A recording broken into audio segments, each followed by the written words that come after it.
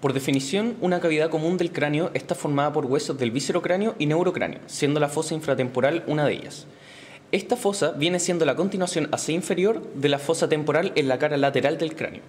Acá podemos ver el hueso cigomático, el arco cigomático, el hueso temporal, el hueso maxilar, la lámina lateral del proceso pterygoides del esfenoides y acá por arriba el frontal.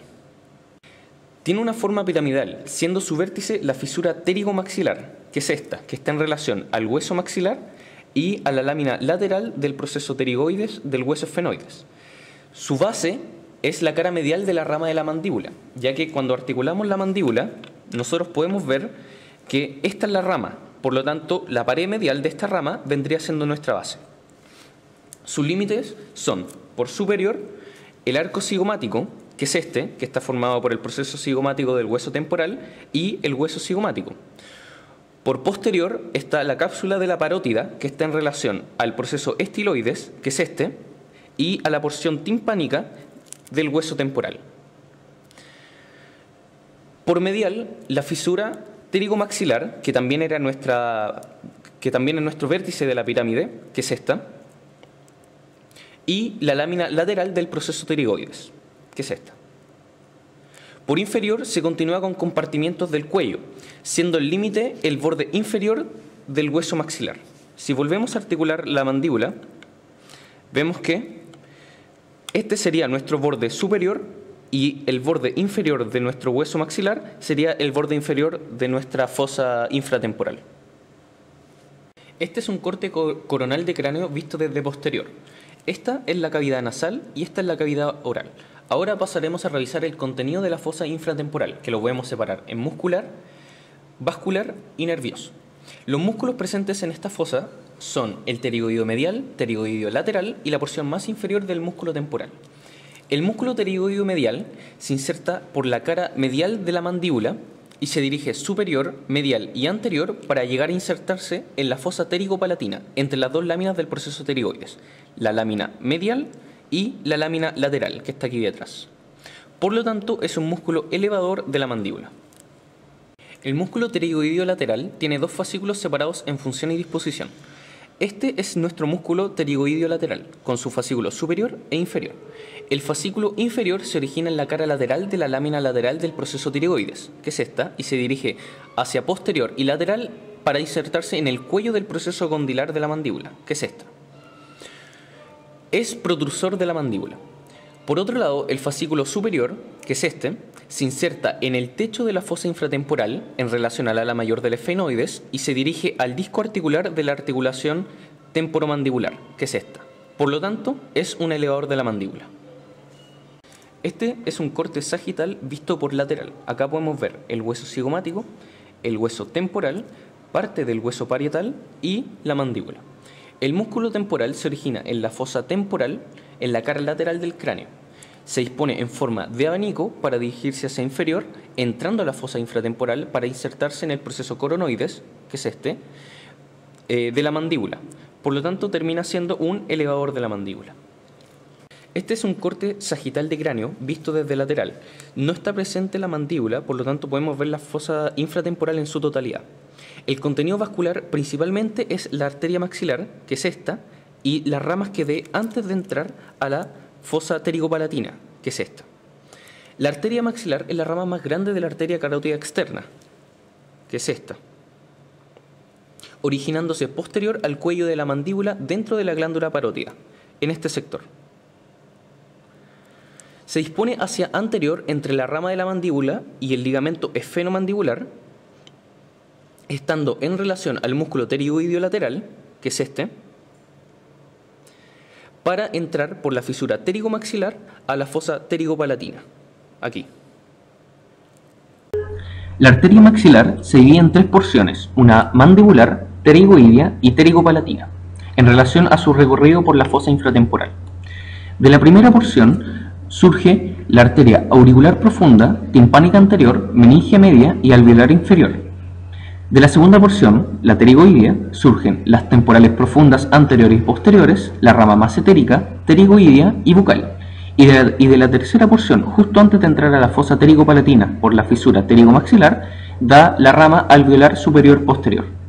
En este esquema de Netter podemos observar la arteria carótida externa, que es esta, con sus dos ramas terminales, que es la temporal superficial y la que más nos interesa, la arteria maxilar. Acá podemos ver la arteria alveolar inferior en compañía de su nervio por delante del ligamento esfenomandibular. Aquí también podemos ver la arteria meninge media, que también sale de la primera porción de la arteria maxilar. Podemos ver las ramas macetéricas y temporales profundas, posteriores y anteriores. También podemos ver los dos músculos pterigoideos, lateral y medial, en compañía de la arteria pterigoidea medial y arteria pterigoidea lateral. Y por último podemos ver la arteria alveolar superior posterior, que sería la última rama de la tercera porción de la arteria maxilar. En este otro esquema podemos de nuevo ver la arteria carótida externa con su rama terminal, la temporal superficial y la maxilar. De nuevo tenemos la arteria alveolar inferior, la arteria macetérica y las ramas pterigoideas. Acá hacia la cavidad timpánica podemos observar la arteria auricular profunda, la timpánica anterior. Más hacia anterior tenemos la arteria meninge media. Después tenemos las dos arterias temporales profundas, posterior y anterior. Ya llegando a la tercera porción tenemos la arteria alveolar superior posterior y un poco más atrás vemos la arteria bucal. Las venas presentes en la fosa infratemporal son principalmente parte del plexo venoso pterigoideo, que estaría acá, dentro de la fosa pterigopalatina, y sus tributarias. Recibe afluencia de ramas homónimas a la arteria de la segunda y tercera porción maxilar, teniendo comunicación con el seno cavernoso, que estaría acá, el plexo faríngeo y venas oftálmicas, que bajan por acá. Finalmente, también tiene comunicación con la vena facial profunda, que también se comunica con la vena facial, formando una pequeña vena maxilar que pasará a formar la gran vena retromandibular, que estaría acá.